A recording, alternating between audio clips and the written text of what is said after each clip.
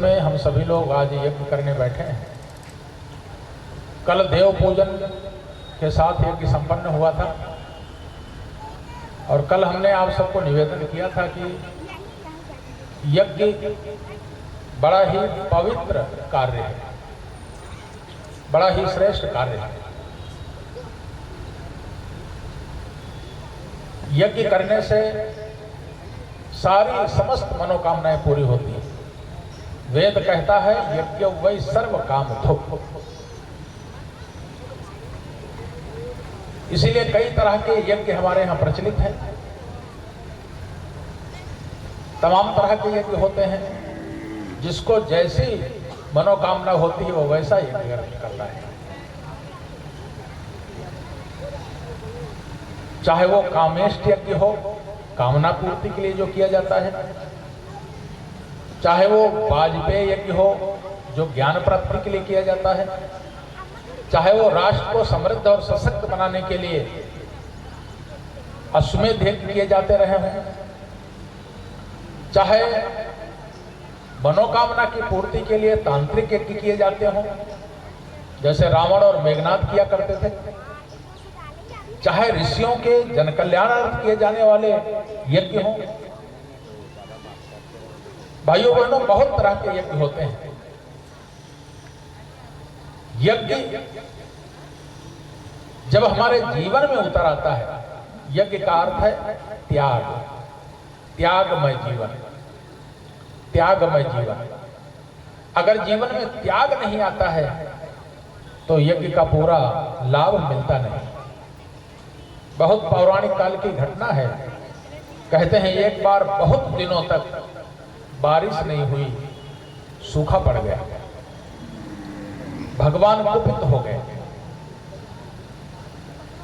बारिश हो ही नहीं रही थी, सूखा पड़ गया। लोग त्राह त्राह करने लगे, भूखों मरने लगे। क्या किया जाए? ऋषि लोग इकट्ठा हुए, मीटिंग किया तो एक ही बात समझ में आई कि भगवान त्याग से प्रसन्न होते हैं, यज्ञ से प्रसन्न होते हैं। अगर बारिश कराना है तो यज्ञ करना पड़ेगा। आप जानते हैं यज्ञ से पर्जन्य की वर्षा होती है। अन्नादि भवति भूतानि पर्जन्य दंड संभवा, यज्ञात् भवति पर्जन्य। यज्ञ से प्राण पर्जन्य की वर्षा होती है। वर्षा कराने के लिए यज्ञ किए जाते थे। क्या किया जाए? तो बहुत बड़ा कहते हैं यज्ञ ऋषियों ने किया। कई दिनों तक यज्ञ चला, कहते हैं महीनों तक यज्ञ चलता रहा, लेकिन भगवान प्रसन्न नहीं हुए। बारिश के कोई आसार नहीं दिखाई पड़े। फिर ऋषियों ने विचार किया, भगवान त्याग से प्रसन्न होते हैं। यज्ञ तो व्यक्ति जीवन में कर लेता है स्वाहा स्वाहा, लेकिन उसके जीवन में उत्सर्ग की भावना नहीं आती। वो अपना अहंकार नहीं छोड़ पाता, अपनी वस्तुएं नहीं छोड़ पाता, उनके मोह में पड़ा रहता है। उत्सर्ग जीवन माने यज्ञ माने उत्सर्ग, त्याग। आहुति समर्पित करते हैं। आहुति का क्या मतलब होता है? आहुति माने आहूत कर देना। और जब आहूत कर देते हैं हम, तो फिर बदले में भगवान देना प्रारंभ कर देता है। मिटा दे अपनी हस्ती को, अगर कुछ मर्तबा चाहे कि दाना खाक में मिलकर गुले गुलजार होता है। दाना जब अपने को गला देता है तो फिर वह अंकुरित होता है, पल्लवित होता है, पुष्पित होता है, फलित होता है, और एक बीज के 1000 बीज बनकर तैयार होता है। इसी का नाम है यज्ञ। बो और काटो, उत्सर्ग। ऋषियों ने कहा उत्सर्ग कौन करेगा? ऋषियों ने घोषणा मंच से की कि भगवान प्रकृति बलिदान चाहती है। कोई ऐसा जो अपना बलिदान दे सके? बलिदान दे सके? सारी यज्ञशाला में सन्नाटा छा गया। गुरु नानक देव ने कहा था कि देश के लिए 5 बलिदानियों की जरूरत है। कौन है ऐसा जो बलिदान देना चाहता है? उस समय भी सन्नाटा छा गया। और फिर धीरे धीरे करके 5 बलिदानी निकले, पंच प्यारे जिनको कहा जाता है। पूरी यज्ञशाला में सन्नाटा था, लेकिन उसी सन्नाटा में से एक स्वर गूंजा, मैं अपना बलिदान देना चाहता हूं। अब वो स्वर था सुनीह सैफ का। कहते हैं उसको बलि के खंभे में बांधा गया और वो ध्यानस्थ होकर के बैठ गया बलि के खंभे में। ऋषि मंत्रोच्चार करने लगे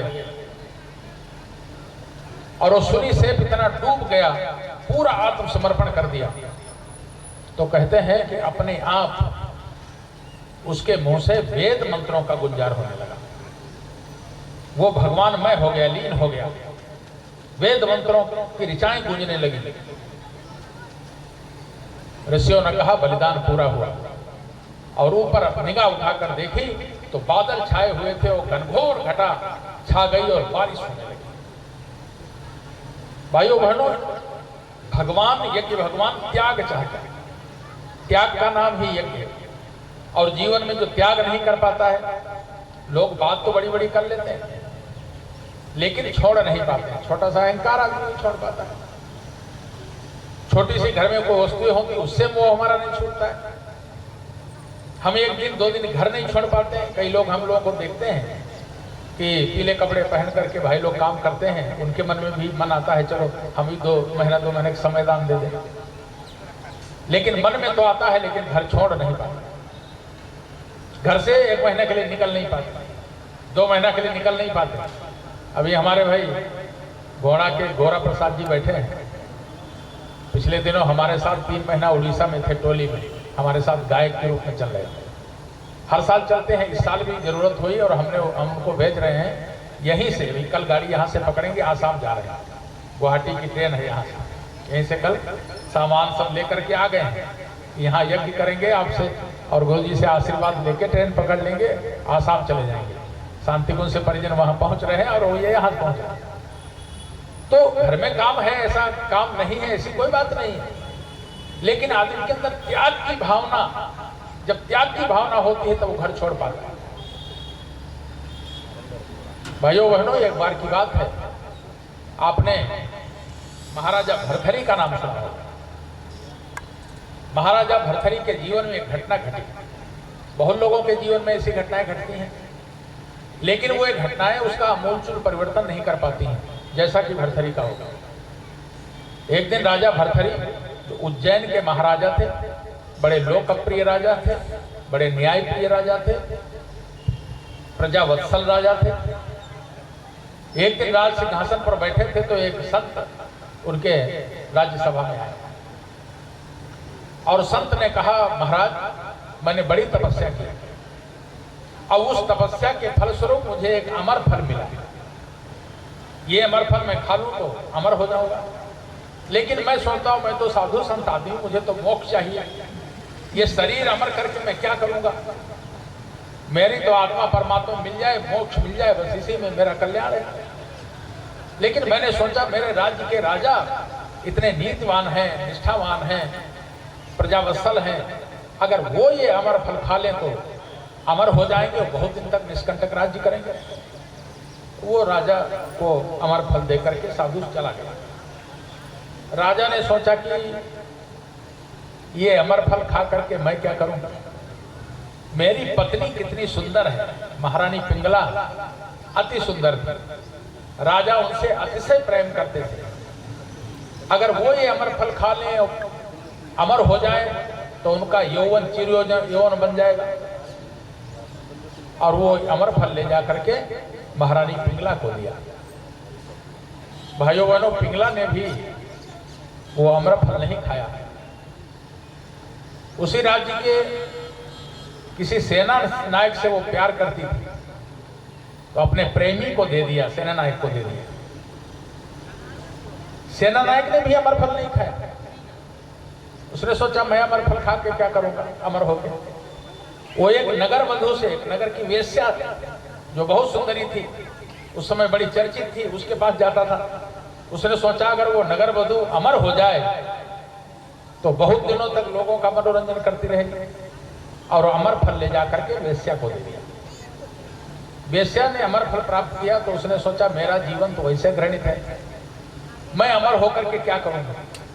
लोग वैसे मुझे कुदृष्टि से और बुरी दृष्टि से, हे दृष्टि से देखते हैं। भाइयों बहनों, अमर फल लेकर के वो फिर भरथरी, राजा भरथरी के पास गई कि मेरे यहाँ के राजा कितने नीतिवान हैं, अगर वो अमर रहे तो जनता का कल्याण होगा। जब वो वेश्या अमर फल लेकर के गई, बैठ जाए बहने बैठ जाए, चलना फिरना बंद कर दे। अमर फल लेके महाराजा भरथरी के पास गई। जो भरथरी को अमर फल दिया तो महाराजा भरथरी सोचा लगता है हमारे राज्य में कोई अमर फल का झाड़ हुआ है, जिसको देखो वही अमर फल लेके आ रहा है। वेश्या से पूछा तुझे अमर फल कहाँ मिला? तो उसने कहा मुझे चाहने वाला एक सेना नायक है, वो मुझसे ला कर दिया। सेना नायक को बुला करके पूछा तो बात खुल गई कि महारानी के द्वारा प्राप्त हुआ। जब ये बात पता चली महाराजा भरथरी को तो उनको वैराग्य हो गया कि मैं जिसे प्राणों से अधिक प्यार करता हूं वो किसी दूसरे को प्यार करता है, और जिसको वो प्यार करती वो उसको नहीं, वो कहीं तीसरे को प्यार करता है। ये दुनिया तो बेकार है। उनके अंदर वैराग्य भावना जागी और उन्होंने अपने छोटे भाई को बुलाया विक्रमादित्य को, और विक्रमादित्य का राज तिलक कर दिया, सारा राज्य का भार सौंप दिया। राजा भरथरी के छोटे भाई विक्रमादित्य, और उन्होंने नाथ संप्रदाय के गुरु गोरखनाथ को गुरु बना करके और भगवा वस्त्र धारण करके जंगल में चल दिया। ऐसी घटनाएं बहुत लोगों के जीवन में आती हैं, लेकिन वो त्याग संभव नहीं हो पाता। इतना भरा पूरा उज्जैन जैसा राज्य, उज्जैन राज्य उस जमाने के जो कुछ राज्य थे जिनका नाम है, जैसे अवध राज्य, मथुरा का राज्य, उज्जैन का राज्य, ये राज्य माने हुए राज्य थे जहाँ के बहुत बड़े इतिहास रहे। और उसके बाद विक्रमादित्य जब बैठे तो उसी समय से विक्रम संवत चल रहा है। आज के 2078 साल पहले की ये घटना है, 2078 साल पहले की घटना है। तो विक्रमादित्य की कहानियां पढ़ी जाती, बहुत तो तेजस्वी सम्राट हुए। तो जब वो घर छोड़ करके चले तो सब कुछ छोड़ दिया, पीले वस्त्र पहन लिए, लेकिन जब चले तो एक छोटा सा तकिया बगल में दबा लिया, पानी पीने के लिए एक लोटा रख लिया, और गर्मी लगे तो एक हाथ वाला पंखा रख लिया हवा पाने के लिए। वैसे गर्मी तो यहाँ मंच पर भी लगती है, अगर इधर से एक छोटा पंखा लग जाए तो हवा लगेगी। तो मैं निवेदन कर रहा था, एक हाथ वाला पंखा लेकर के वो निकल गया। चलते चलते आगे पहुंचे तो भाइयों बहनों एक बगीचा में बैठे थे, सुस्ता रहे थे, तो मंद मंद हवा चल रही थी। तो उनको हवा लगने लगी, अच्छा लगने लगा। तो उन्होंने सोचा कि जब प्राकृतिक हवा इतनी अच्छी लग रही तो ये पंखा लाद करके ढो करके क्या करेंगे, उसको फेंक दें। तो कहते हैं माता पार्वती ने शंकर जी से पूछा, शंकर जी से कहा देखिए भगवान, मेरा बेटा भरथरी, शिव जी के बहुत बड़े पुजारी थे, मेरा बेटा भरथरी कितना बड़ा त्यागी, राज्य छोड़ दिया और साथ में लेकर जो हाथ का पंखा चला था वो भी त्याग दिया। तो भगवान शंकर ने कहा नहीं, राजा भरथरी ने भी कुछ नहीं त्यागा है, वो अभी भी राजा ही है। भरथरी आगे चले, चलते चलते प्यास लगी, देखा एक झरने से पानी गिर रहा था, तो झरने में गए और चुल्लू लगा करके पानी पिया। तो सोचा जब चुल्लू से पानी पिया जा सकता है तो लोटा लेकर के क्या चलेंगे, लोटा को फेंक दिया। माता पार्वती ने शंकर जी से कहा देखो, उसने लोटा भी त्याग दिया। तो शंकर जी ने कहा नहीं, अभी वो राजा ही है। आगे चलते गए, शाम हो गई और शाम को लेट गए एक पेड़ के नीचे। लेट गए तो अपने हाथ का ही तकिया बना करके, दिन भर थके थे, हाथ का तकिया रखे सोए, नींद आ गई। जो तकिया बगल में था वो तो दूर रह गया। नींद जब खुली तो उन्होंने विचार किया जब हाथ के तकिया रखने से बढ़िया नींद आ जाती तो ये वाला तकिया ढोकर क्या करें, उस तकिया को फेंक दिया। एक बार की बात है, चारों धाम ऊपर में ये स्वामी राम तीर्थ जा रहे थे। तो आगे गए, गंगा जी के किनारे बैठे गंगोत्री से पहले, तो देखा सभी लोग एक एक बैग लाते थे और गर्म कपड़े पहने हुए थे और सब वो रखे हुए थे तमाम सामान। तो उन्होंने कहा भाई देखो, एक हम लोग ऊपर जा रहे हैं ना हिमालय, एक शर्त है कि हमको भगवान पर विश्वास रखना।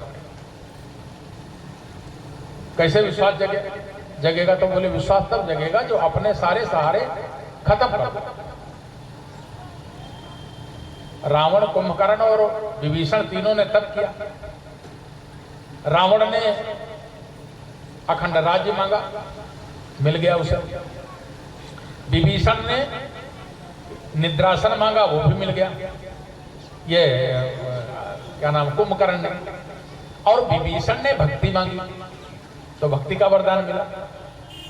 अब यहां देखिए, लोग कहते हैं रावण ने लात मार के भगा दिया। लात मार के नहीं भगाया, उसने न्याय किया था। जब भगवान वहां पहुंच गए तो वो तो वरदान में राज मिला था, राज्य भोग रहा था। कुंभकर्ण को निद्रा मिली थी, नींद भोग रहा था। तो रावण ने ये कहा, जब हमने तीनों भाइयों ने मिलकर एक साथ तपस्या की, ब्रह्मा जी ने एक साथ वरदान दिया, जिसको जिसको जो मिला मिल गया, लेकिन जब तूने भक्ति का वरदान मांगा इतना तप करके, वो तुझे मिला, फिर राज्य के चक्कर में और मंत्री के पद के चक्कर में यहां क्यों पड़ा? लेकिन वो नहीं छोड़ रहा था। तो उसने लात मार के निकाली कि वरदान तब पूरा होगा जब भक्ति की शरण में जाओ। और उसने मारा तब वो कहां चले गए?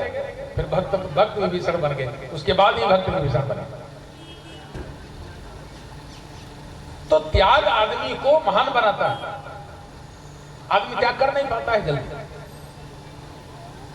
महाराजा भर्तृहरि ने सब त्याग कर दिया। माता पार्वती ने शंकर जी से कहा कि देखो मेरा बेटा कितना त्यागी है। तो शंकर जी ने कहा नहीं पार्वती, ये अभी भी राजा ही है। भाइयों बहनों, 7 दिनों तक चलते रहे, कुछ नहीं खाया, बड़ी भूख लगी। 7वें दिन एक नदी के किनारे बैठे थे, तब तक देखा कि एक लाश लोग अंतिम संस्कार करने के लिए लाए। और अंतिम संस्कार करके जब चले गए तो महाराजा भर्तृहरि वहां गए जहां संस्कार करके गए थे। तो जो पिंड पारा था, पिंड छोड़ा था, वो पिंड का आटा उठाया और उसकी 7 रोटियां बनाई और उसी चिता वाली अग्नि में सेका और सेक करके उसी नदी के किनारे खाने बैठे।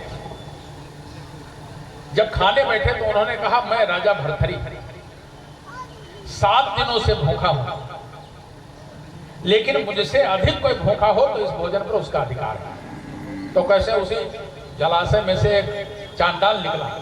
उसने कहा, महाराज मैं 1 महीने का भूखा हूं, मुझे भोजन मिल जाए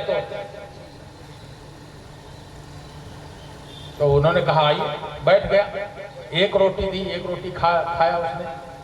तो जब थोड़ा खाया भूख और बढ़ी, तो दूसरी रोटी दी, तीसरी रोटी दी। कहते हैं धीरे धीरे करके 6 रोटियां खा गया। महाराजा भर्तृहरि ने पूछा, तृप्ति मिल गई? तो उसने कहा, महाराज थोड़ी कमी रह गई। तो 7वीं रोटी देने लगे तो बोले, महाराज आप 7वीं रोटी दे देंगे तो आप क्या खाएंगे? तो उन्होंने कहा, मैं राजा भर्तृहरि हूं, कुछ भी त्याग कर सकता हूं। तो शंकर जी ने पार्वती से कहा, देखो वो अभी भी राजा है, वो राजा का अहंकार झूठा नहीं, इतना त्याग कर दिया, पीले कपड़े पहन लिए, सब कुछ त्याग दिया, लेकिन फिर भी अभी राज मद वो छूटा नहीं। तो व्यक्ति के अंदर का अहंकार खत्म नहीं होता है। वो यज्ञ में बैठ के स्वाहा स्वाहा तो कर लेता है, सब बातें कर लेता है, लेकिन असली त्याग उसके जीवन में नहीं हो पाता है। और यज्ञ हमें असली त्याग सिखाता है, असली त्याग सिखाता है। जब व्यक्ति के जीवन में त्याग आता है तब वो फिर महापुरुष बनने लगता है, यज्ञ उसके जीवन में आने लगता है। भाइयों बहनों, जो अपने लिए नहीं केवल दूसरों के लिए जीता है, यज्ञ का लाभ उसे मिलता है। एक बार की बात है कि एक गांव में एक माता जी रहती थी, विधवा माता जी। उनका एक बेटा था, माँ बेटा रहते थे। बड़ी गरीबी थी, बड़ी मुश्किल कुछ कहीं से किसी घर में काम करके या कहीं से लाते थे, तो खाती थी, बहुत गरीब थी, टूटी फूटी झोपड़ी बनी थी। उन्होंने सुना कि दूर वाले उस वाले पहाड़ पे एक नागा बाबा है, उस पहाड़ पे बैठे और कहते हैं कि वो जिसको वरदान देते हैं उसकी सारी समस्याएं दूर हो जाती हैं। तो उन्होंने अपने बेटे को, जो 10-12 साल का था, बोला बेटा मैं तो पहाड़ी चढ़ नहीं सकती हूँ, कमर झुक गई, चलना मुश्किल हो रहा, तो जाओ उस पहाड़ी वाले बाबा के पास। नागा बाबा आए हैं, कहा जाता है, बड़े साधक हैं, बड़े तपस्वी हैं, कहीं से आए हैं और वहां कुटिया बना करके रहते हैं पहाड़ पर। जाओ उनसे वरदान मांग के आ जा कि मेरी गरीबी दूर हो जाए। तो माँ की बात मान करके वो बेटा चल दिया। जब वो अपने गांव से निकल के दूसरे गांव में पहुंचा तो चलते चलते प्यास लग गई। तो देखा एक सेठानी घर के बाहर खड़ी थी, सेठ जी का घर था। सेठानी को देखा तो बच्चे ने कहा माता जी अगर पानी मिल जाए तो प्यास बुझा लो। तो माता जी ने पानी दिया पीने के लिए। माता जी ने बोला बेटा कहाँ जा रहा है? तो उसने कहा माता जी उस दूर वाली पहाड़ी पर एक नागा बाबा है, कहते हैं वो जो वरदान देते हैं फलीभूत हो जाता है, मैं उन्हीं से अपनी गरीबी का समाधान पूछने जा रहा हूँ। तो वो सेठानी ने कहा बेटा एक सवाल मेरा भी पूछ लेना। बोले क्या? बोले एक मेरी बेटी है जो शादी के लायक हो चुकी है और गूंगी है, बोल नहीं पाती, बाबा से पूछ लेना वो कब बोलेगी, उसकी शादी कब होगी। तो उसने कहा ठीक है, आपने मुझे पानी पिलाया है, मैं आपका प्रश्न भी पूछ लूं। आगे चलते चलते थोड़ा और आगे बढ़ा, भाइयों बहनों आगे बढ़ा तो देखा एक खेत के किनारे में जा रहा था किसान, हल चला रहा था। वो किसान मिला, किसान ने ऐसे बातों में पूछा अरे भाई कहाँ जा रहे हो? एक युवक कहाँ जा रहे हो? तो वो युवक बोला कि दूर वाली पहाड़ी पर नागा बाबा आए हैं, वो जो वरदान देते हैं फलीभूत होता है, मैं उन्हीं से अपनी गरीबी समाधान कराने जा रहा हूं। तो उसने कहा बेटा मेरा भी एक प्रश्न पूछ लेना। बोले क्या? बोले मैं खेत में जुताई बहुत करता हूं, बीज बोता हूं, खाद पानी देता हूं, लेकिन फसल नहीं होती, फसल कैसे होगी, मेरी गरीबी भी कैसे दूर होगी, जरा पूछ लेना। तो उसने कहा ठीक है पूछ लेंगे। आगे बढ़ा, जब पहाड़ में प्रवेश करने लगा तो उसी पहाड़ में जंगल के किनारे एक कुटी बना करके बाबा जी रहते थे। बाबा जी को देखा तो मिला, पूछा। बाबा जी ने पूछा कहाँ जा रहे हो बेटा? तो बोले पहाड़ की चोटी पर जो नागा बाबा आए हैं उनसे मिलने जा रहे हैं, गरीबी का समाधान पूछने जा रहे हैं। तो वो जो नीचे कुटी लगा बना करके बाबा जी रहते थे, उन्होंने कहा बेटा अगर तू वहां ऊपर जा रहा है तो मेरा भी एक प्रश्न पूछ लेना। बोले क्या? बोले मैं 40 वर्षों से साधना कर रहा हूं, लेकिन मुझे कोई सिद्धि नहीं मिल रही, भगवान के दर्शन नहीं हो रहे, आखिर मुझे कब सिद्धि मिलेगी, कब भगवान के दर्शन होंगे, जरा पूछ लेना नागा बाबा से, बहुत सिद्ध चमत्कारी है। भाइयों बहनों वो लड़का पहाड़ चढ़ करके नागा बाबा के पास गया। तो नागा बाबा को प्रणाम किया। कहाँ से आए हो बेटा? बोले उस गांव से आए हैं। हाँ बोल बेटा। तो उसने कहा बाबा जी मुझे 4 प्रश्न पूछने हैं, 4 प्रश्नों के उत्तर दे दीजिए, एक अपना और 3 दूसरे लोगों के। तो नागा बाबा ने कहा बेटा मैं एक बार में 3 ही प्रश्नों का उत्तर देता हूं, बाकी प्रश्नों का उत्तर नहीं देता हूं, एक बार में सिर्फ 3 प्रश्नों का ही उत्तर देता हूं, तो 3 पूछ ले जो भी पूछना चाहे। तो लड़का सोचने लगा, वो जवान युवा जो था वो सोचने लगा कि मैं किसका प्रश्न छोड़ूं, किसका पूछूं, मेरी माँ परेशान है कि मैं गरीब हूं, अपना पूछूं कि सेठानी की गूंगी बेटी है उसकी शादी कब होगी, बोलेगी कब, वो पूछूं कि किसान बेचारा इतना काम करता है फसल पैदा नहीं होती उसका प्रश्न पूछूं कि उस बाबा का पूछूं जो 40 वर्षों से साधना कर रहा है, सिद्धि नहीं मिल रही। भाइयों बहनों उस लड़के ने यह निर्णय किया कि अपनी गरीबी तो दूर होना होगी, दूर होगी, लेकिन दूसरों के लिए कुछ ना कुछ काम करना चाहिए। उसने कहा बाबा जी एक नीचे इसी पहाड़ी के नीचे एक बाबा जी रहते हैं, वो 40 वर्षों से साधना करते हैं लेकिन उन्हें सिद्धि नहीं मिलती, आखिर क्या कारण है जो सिद्धि नहीं मिलती? तो नागा बाबा ने कहा बेटा उन बाबा जी से कहना उनके जटा में चूड़ामणि उन्होंने छिपा के रखी, हीरे जवाहरात जड़ी चूड़ामणि रखी, वो चूड़ामणि निकाल के फेंक दें तो सिद्धि मिल जाएगी। व्यक्ति सिर पर सोना डालते रहेगा, सिद्धि कहां मिलेगी? बोले दूसरा प्रश्न पूछ। तो उसने कहा, बाबा जी, नागा बाबा, एक किसान है, बहुत काम करता है, लेकिन उसके खेत में कुछ पैदा नहीं होता है, क्या करे? तो बाबा जी ने ध्यानपूर्वक देखा, बोला उस किसान से कहना उसके खेत में 5 सोने के घड़े दबे हुए, और वो खेत की खुदाई करके वो 5 घड़े निकाल करके बाहर कर दे तो फसल होने लगे। तीसरा प्रश्न पूछ बेटा। फिर वो सोचने लगा कि अपना पूछूं कि वो सेठानी का पूछूं। अंदर से आवाज आई कि दूसरों का कल्याण करना चाहिए। उसने कहा, एक सेठानी है जिनकी लड़की बड़ी हो गई, शादी योग्य, लेकिन गूंगी है, बोलती नहीं, वो कब बोलेगी, उसकी शादी कब होगी? तो नागा बाबा ने कहा, बेटा उनसे कहना सेठानी से कि जिसको पहली बार देख करके उनकी लड़की बोल पड़ेगी, उसी से उसकी शादी हो जाएगी। भाइयों बहनों, अपना प्रश्न वो नहीं पूछ पाया, क्योंकि एक बार में नागा बाबा से 3 ही प्रश्नों का उत्तर देते थे। और वहां से वापस चला, नीचे पहाड़ी के पास आया, बाबा जी की कुटी थी, बाबा जी को मिला। बाबा जी ने कहा, बेटा मेरा प्रश्न पूछा? बोले हाँ। नागा बाबा ने कहा है कि आपके जटा जूट में चूड़ामणि आपने छिपा के रखे, उसको निकाल दो तो आपको सिद्धि मिल जाएगी।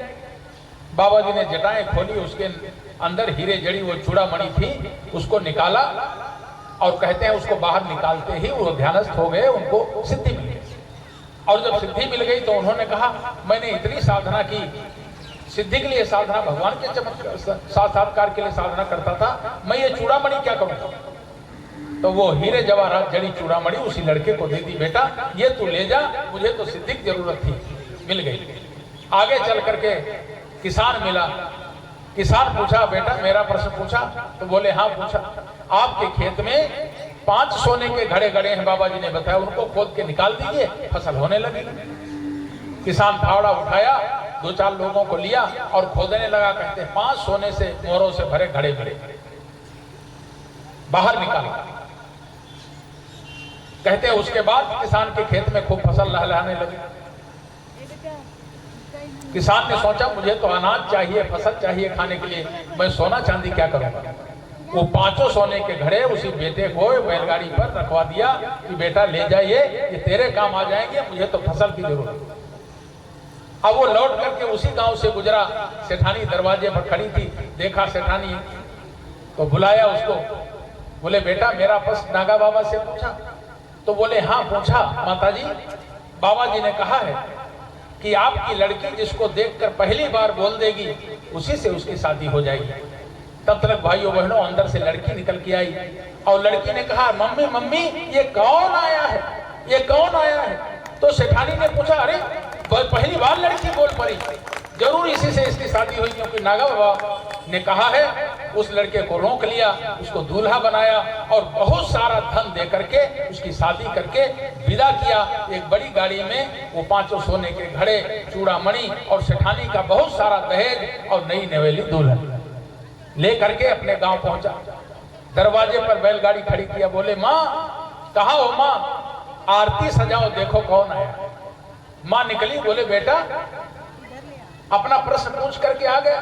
बोले नहीं, अपना प्रश्न तो नहीं पूछा। तो बेटा अपनी गरीबी कैसे दूर होगी?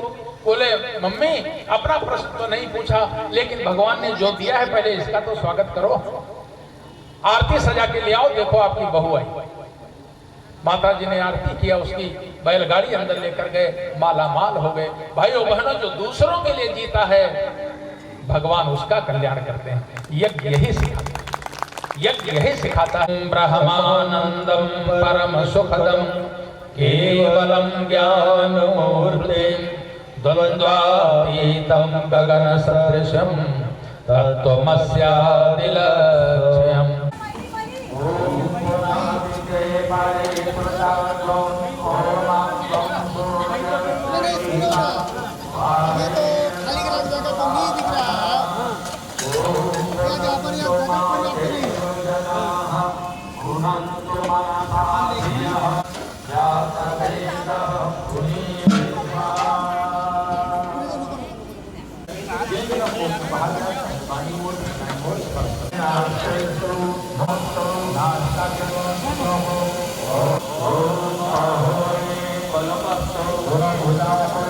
शक्ति है।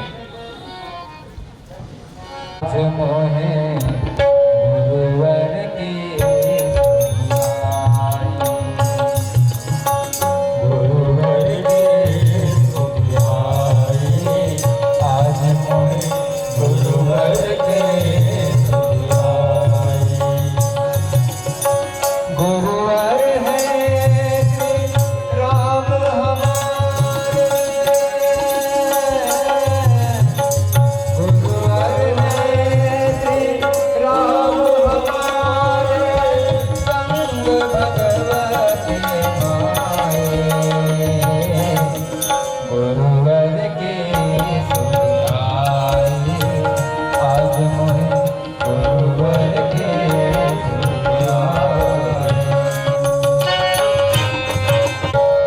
प्रज्ञारूप सर्वगत गुरुवर सदारूप माई प्रज्ञारूप सर्वगत गुरुवर सदारूप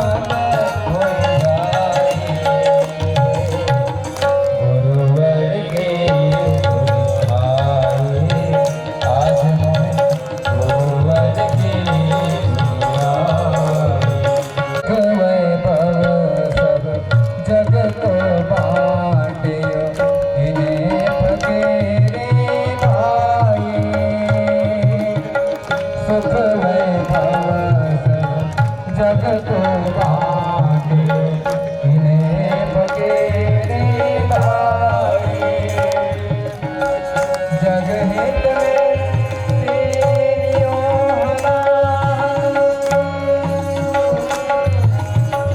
जग हित में तेरियों अजर अमर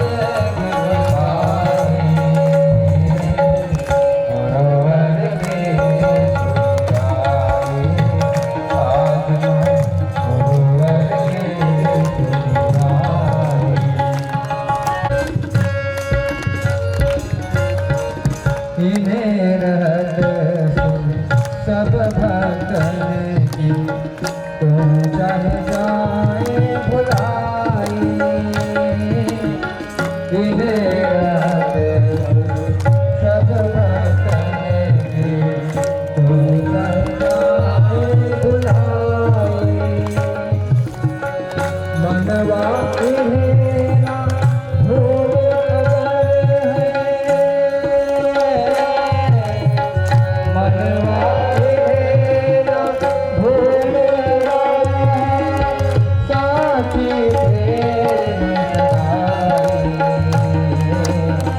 गुरुवर के आज गुरुवर की गुरुवर राम हमारे गुरुवर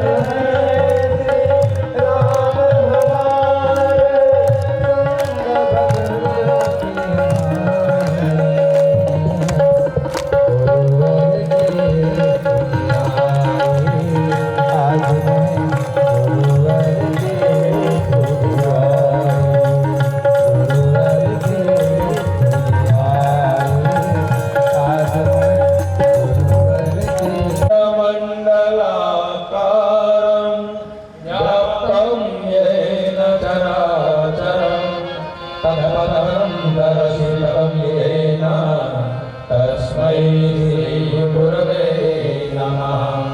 आवाहयामि स्थापयामि ध्यायामि। अच्छा थोड़ा गुरुदेव माता के चरणों में समर्पित करें, वे उनका आवाहन करें, पूजन करें।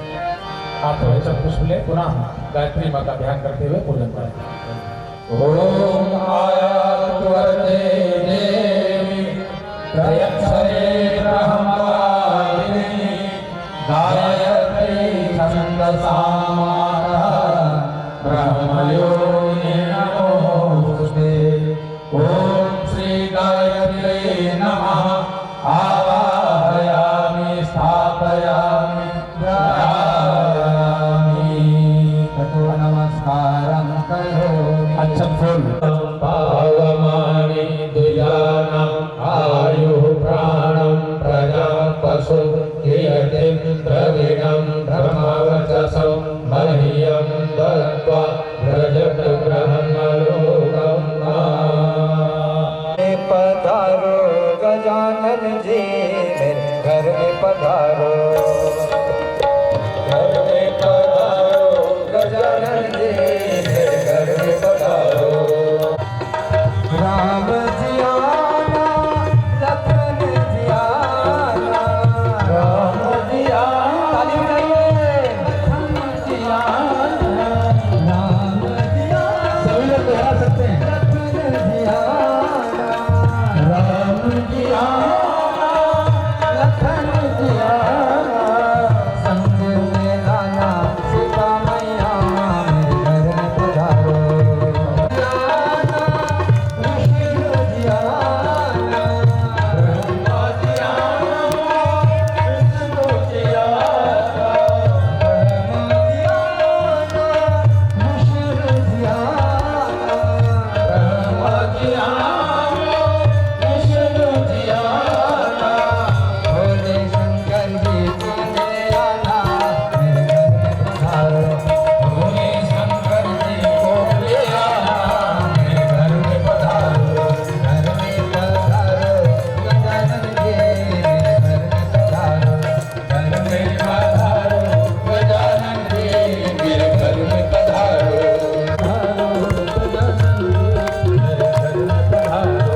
घर में पधारो गजानन जी मेरे घर में पधारो, घर में पधारो गजानन जी मेरे घर में पधारो। भूखे भूखे हैं भगवान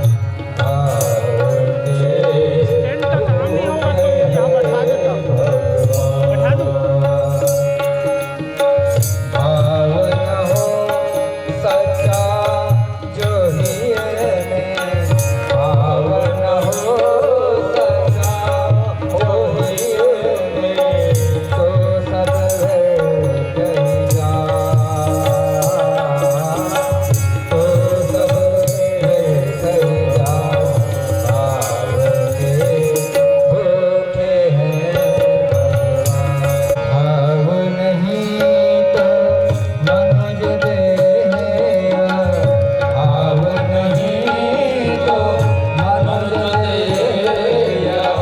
जीवित मृतक समान, जीवित मृतक समान, भाव शून्य सब आदर छोड़ा, भाव शून्य सब आदर छोड़ा। सूखा है सम्मान भाव के, भूखे हैं भगवान भाव के, भूखे हैं भगवान।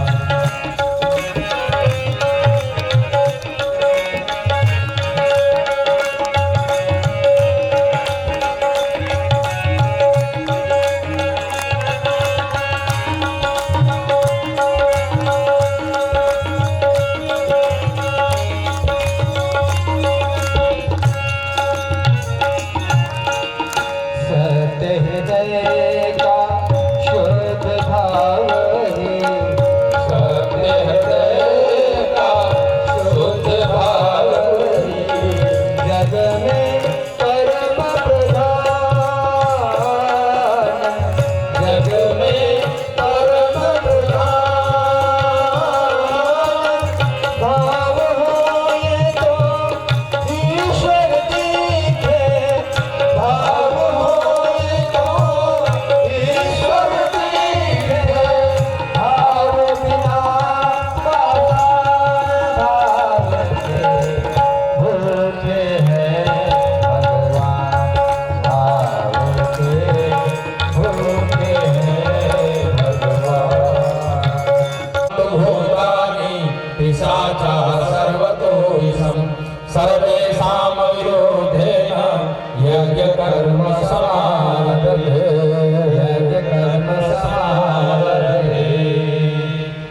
जाए।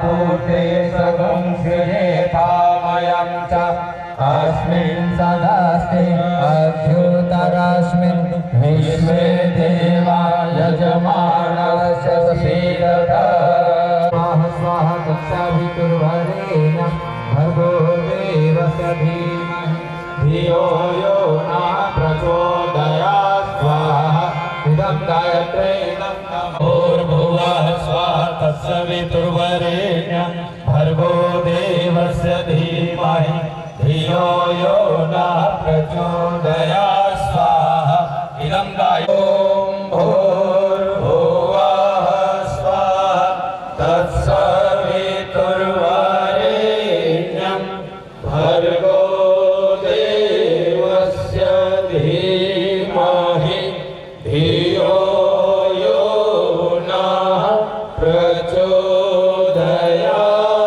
स्वाहा इदं गायत्र्यै नमः। रुद्र गायत्री मंत्राहुतिः। ॐ पंचवक्त्राय विद्महि महादेवाय धीमहि तन्नः रुद्रः प्रचोदयात् स्वाहा इदं रुद्राय इदं नमः। नमस्काराय विद्महि हिमालयाय धीमहि तन्नः सूर्यः प्रचोदयात् स्वाहा इदं सूर्याय इदं नमः। प्रज्ञाय विद्महे महाकालाय धीमहि तन्नः श्रीरामः प्रचोदयात् स्वाहा इदं महाकालाय इदं नमः। ॐ सजलसत्याय विद्महे महाशक्त्यै धीमहि तन्नो भगवती प्रचोदयात् स्वाहा इदं महाशक्त्यै इदं नमः। ॐ त्र्यम्बकं यजामहे सुगन्धिं पुष्टिवर्धनं उर्वारुकमिव बन्धनान् मृत्योर्मुक्षीयमामृता स्वाहा इदं महामृत्युंजयाय इदं नमः। चंदन रोली लगी हुई थोड़ा पानी चांदी और एक दूसरे को चंदन करके तिलक कर रहे ये भाव के साथ में एक दूसरे को चंदन लगाएंगे। ओम जगन्नाथाय पुण्यं पवित्रं पापं। अगर रखता तो नहीं लगा है तो जिन बहनों का विवाह हो गया है उनको लोग आए हैं संत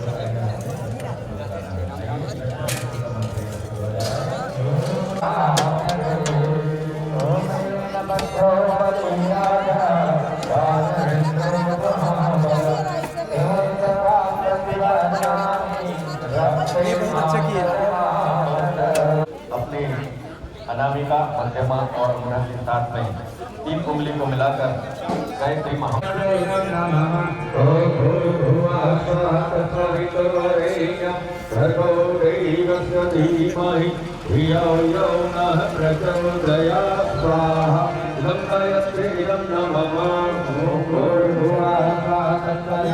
चाट कार्यक्रम दर्शन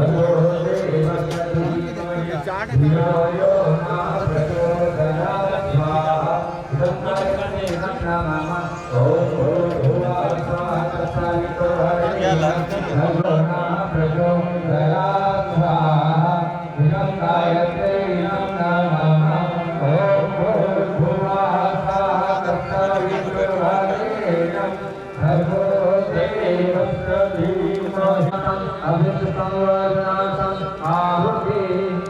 आइए भगवान जी को विशेष आहुति समर्पित करते हैं।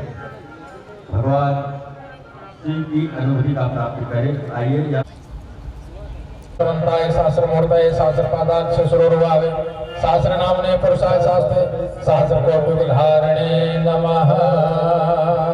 त्र्यंबकं यजामहे सुगंधिं पुष्टिवर्धनम् उर्वारुकमिव बन्धनान् मृत्योर्मुक्षेयमामृता स्वाहा। इदं महामृत्युञ्जयाय इदं नमः। त्र्यंबकं यजामहे सुगंधिं पुष्टिवर्धनम् उर्वारुकमिव बन्धनान् मृत्योर्मुक्षेयमामृता स्वाहा। इदं यज्ञानुन्यभिहाकरम् अभिष्टविद्यात् सर्वं शिष्टं सुहृतं करोतु मे। अग्नये शिष्टकृते सुहृते सर्वप्रायचिताहुतीनां कामानां समर्दयते सर्वानः कामान् समर्दय स्वाहा। इदमग्निष्टे इदं नमः। पूर्णमिदं पूर्णात् पूर्णमुदच्यते पूर्णस्य पूर्णमादाय पूर्णमेवावशिष्यते। ॐ पूर्णात् सुपूर्णा पुनरापत वस्नेव विक्रीणावः इसमोर्जं सनक्रतो स्वाहा। पवित्रेण सतधारेण सुप्वा कामदुःखः स्वाहा। निराजनम आरति वरुणेन्द्र रुद्र मरुतः विष्णुवन्ति दिव्यैस्तवै वैदैः सामनपकर्मोपनिषदै गायन्ति यसामः।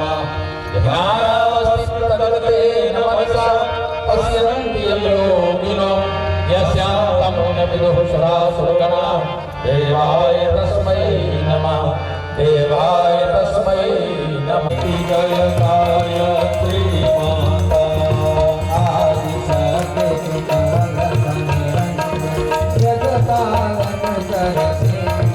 जग पालन करती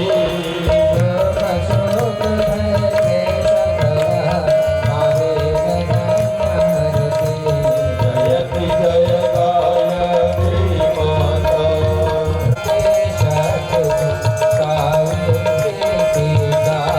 जय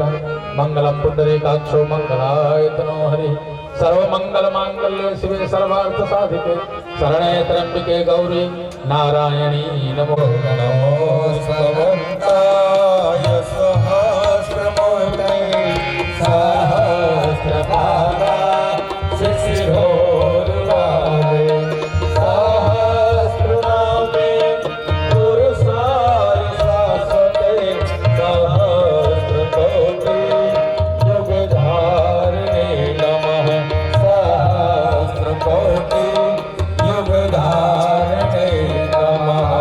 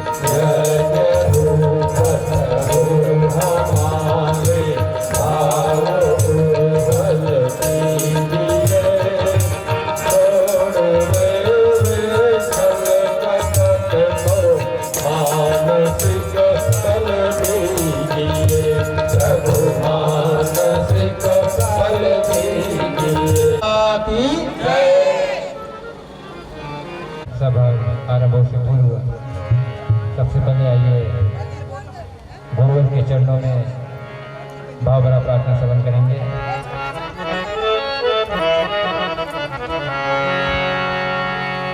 सागर से गंभीरता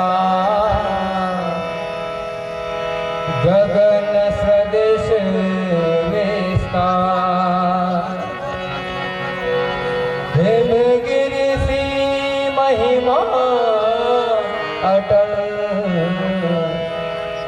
दाता परम उदार कोटि कोटि के प्राण तुम गुरु पितु मातु समान कोटि कोटि शत नमन प्रभु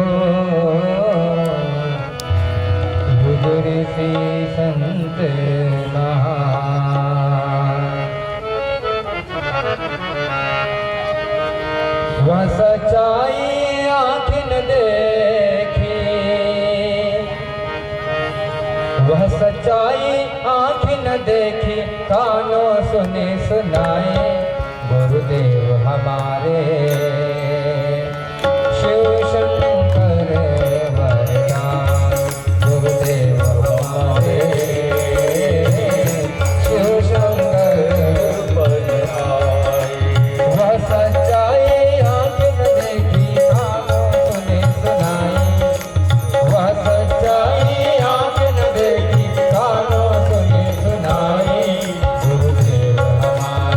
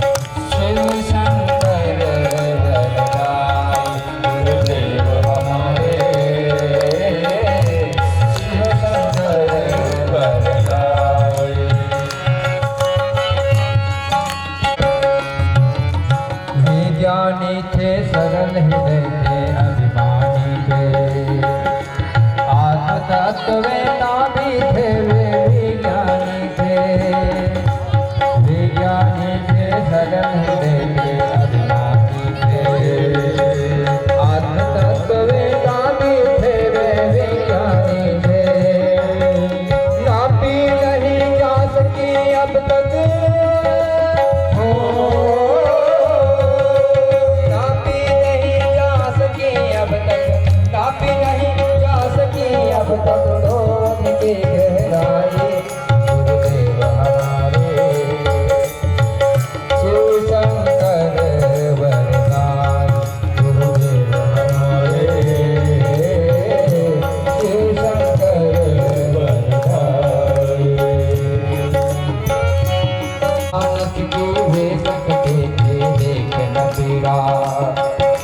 असुरनाश को उनने स्वयं उठाया बीड़ा, जनमानस के वे सकते थे देखन बीड़ा, असुरनाश का उनने स्वयं उठाया बीड़ा, विषम वेदना जग की पीकर विषम गुरुदेव हमारे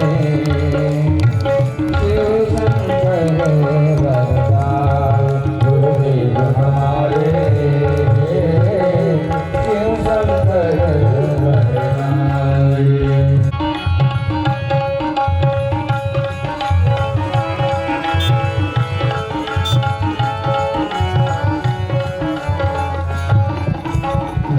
हंसते ऐसे तुलवे सन्यासी थे, वे मगहर थे पुष्कर भी थे शिवकाशी थे, वे गृहस्थ थे ऐसे तुलवे सन्यासी थे, वे मगहर थे पुष्कर भी थे शिवकाशी थे, सदैव हमारे शिव शंकर वरदाई, गुरुदेव हमारे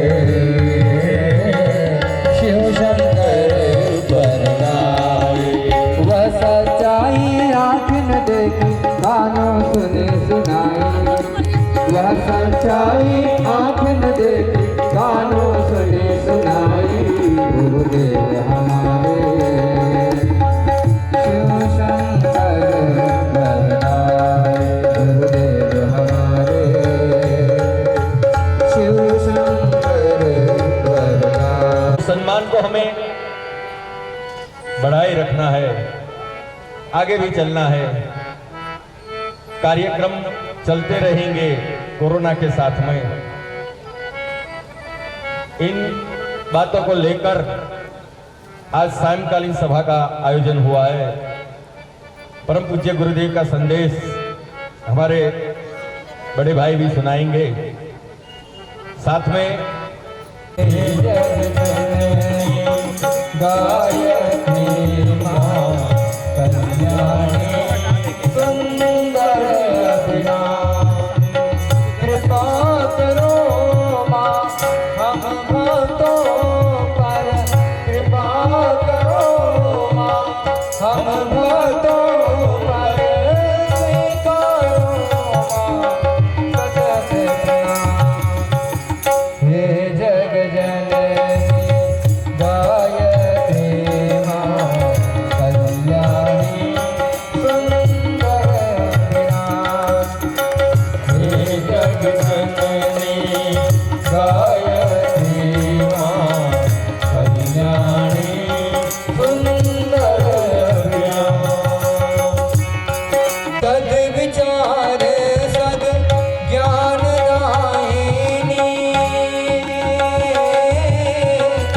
निश दिन ध्यान धरो तेरा, सद विचार सद ज्ञान दायिनी, निश दिन ध्यान करो तेरा, हे अखिलेश्वर दया करी भटके मेरा, हे अखिलेश्वर दया करो अन्नत गौ वंदे तम्मा। शिष्य शुद्ध है